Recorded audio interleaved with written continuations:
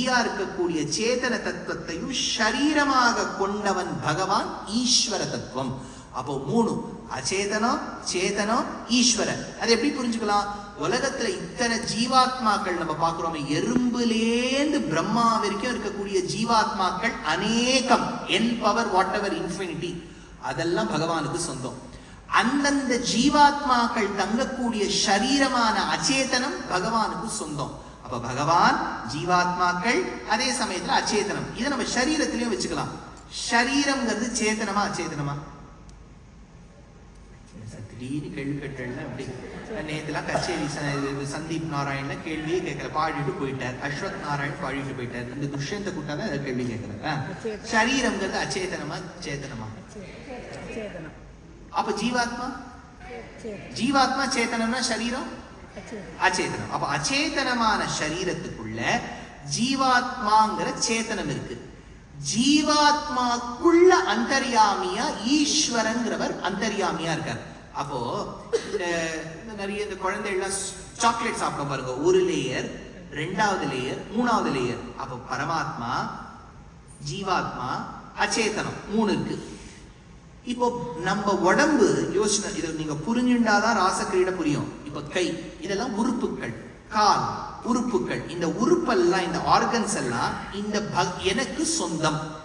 அப்ப நான் உள்ளுக்குள்ளேந்து சொல்றேன். இந்த ஜீவாத்மா சொல்றது, துஷ்யந்த் கைய தூக்கு, தூக்கிட்டேன்.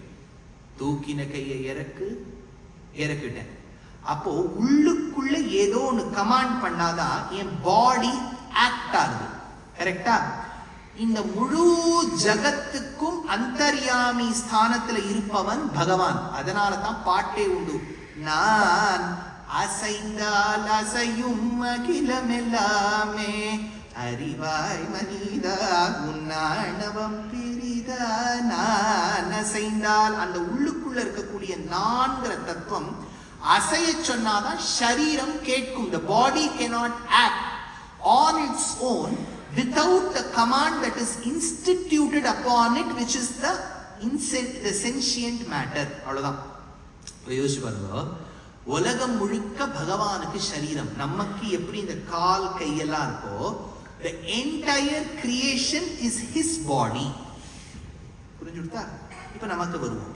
இப்போ நான் இந்த ஒரு கை, இந்த கையை பிடிச்சுக்கிறது சரியா தப்பா? போலீஸ் பிடிச்சிட்டு போவாடா? தப்பா? கிடையாது. இந்த கை அந்த கையை பிடிச்சு கொடுத்தோம். இப்போ உலகம் முழுக்க பகவானுக்கு சரீரம்னா அவர் சரீரமும் அவருடைய சரீரம் தான். பக்கத்தாத்து பங்கஜம் மாமியுடைய சரீரமும் அவர் சரீரம் தான். இப்ப அந்த பங்கஜம் மாமி கையை பிடிச்சுண்டு இவர் டான்ஸ் ஆடினது அவருடைய சரீரத்தோடைய ஆடினா மாதிரி தானே.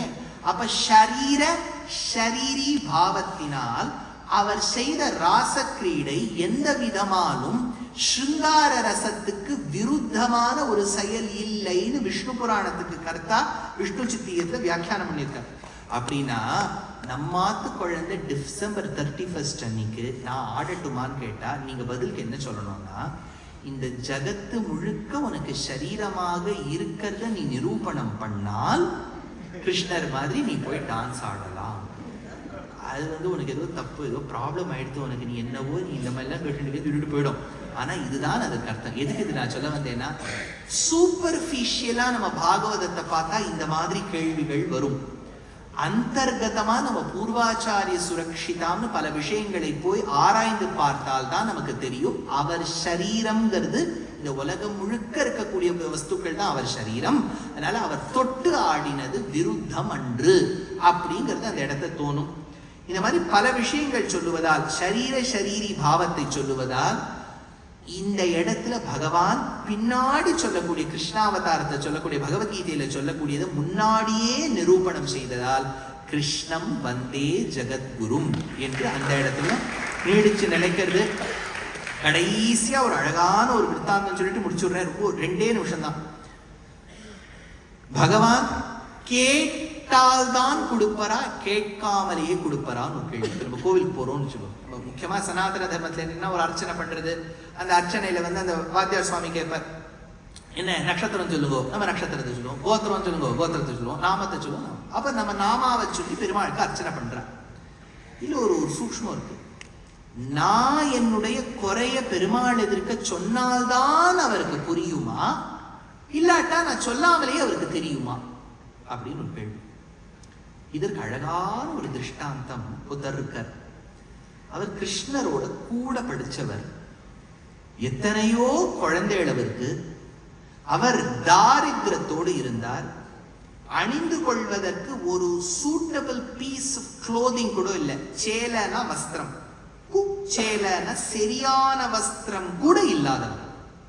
அந்த குச்சேலருங்கிற மகான் தன்னுடைய பத்னி சொல்றா, சாக்ஷாத் ஸ்ரீயப்பதி, உன்னோட close friend is the world bank, Narayanan பேர், கிருஷ்ணன் பேர். அவங்கிட்ட போய் ஹெல்ப்பை கேட்காம நம்ம இந்த மாதிரி தாரித்திரத்திலேயே இருக்கணுமா, போய்க்கொள்ளுமோன்னு 2 முஷ்டிகம் கை முழுக்க இருக்கக்கூடிய அவலை கொடுத்து அனுப்புறான். இவர் போனார். இவரை பார்த்த உடனே கிருஷ்ணருக்கு ஒரே பரபரப்பு. வாடா குச்சேலா, உன்னை பார்த்து எவ்வளவு நாளாச்சு சுதாமான்னு கட்டி பிடிச்சுக்கிறார். ருக்மிணிய விசிற சாமர கை நிறைய பண்ண சொல்றார்.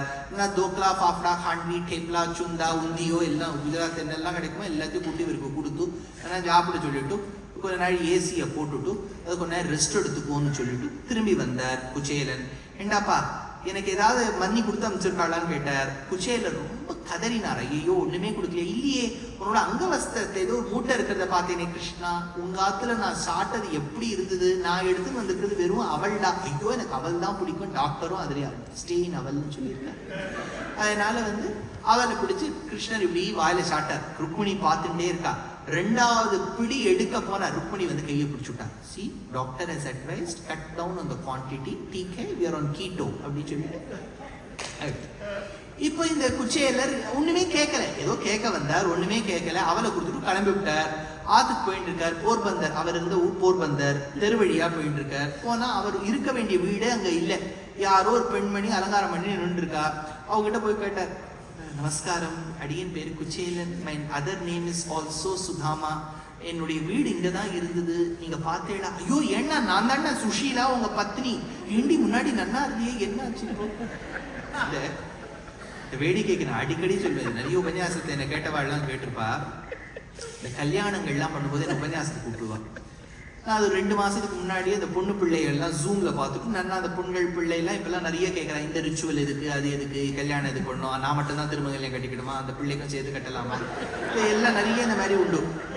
எங்க அப்பா தான் மாப்பிள்ளை காலை நல்லா பாத பூஜை பண்ணணுமா, ஏன் மாமியார் எனக்கு பண்ணப்படாதா, அப்படிதான் கேட்குறது. 1008 கேள்வி எல்லாத்துக்கும் ஆன்சர் பண்ணிவிட்டு okay fine fine Dushyant, some of your answers were convincing, some were not.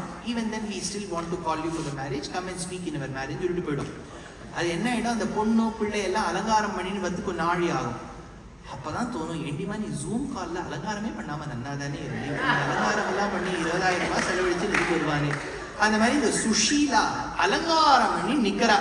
You நீ தானே டி சுஷீலா, எனக்கு தெரியாம போயிடுத்தேடி அப்படின்னு சொல்லிட்டு இவா 2 பேரும் பேசிக்கிறான். அப்பதான் அவ சொல்றா, ஏன்னா கேட்கிறேன், மத்தியானம் 12:45 நான் தொகையலுக்கு அரைச்சுட்டு இருந்தேன் இல்லையா. எந்த தொகையில்? நான் பெரண்டை, ஏன்னா இந்த குழந்தைய பார்த்தது பெரண்டையை தான் கற்பிக்கணும் வயதுல, அதனால பெரண்டை தொகையில அரைச்சுட்டு இருந்தேன். அப்ப என்ன ஆச்சுன்னா, you 12:45 you won't believe Sudhama ji, while I was grinding on that ammi, you know, no, that became ninja.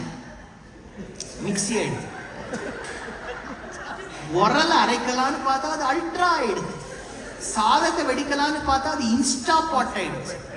எல்லாம் இப்படி ஆயிடுது. நான் சாதம் சுங்குடி கட்டிட்டு இருந்தேன். இப்ப நல்ல ரெட்டை பேட்டுல MS ப்ளூல கீழே ருத்ராட்சம் பார்டர்ல மவுண்டன்ல ரைசிங் பார்டரோட இப்ப புடவை வந்துருக்கு.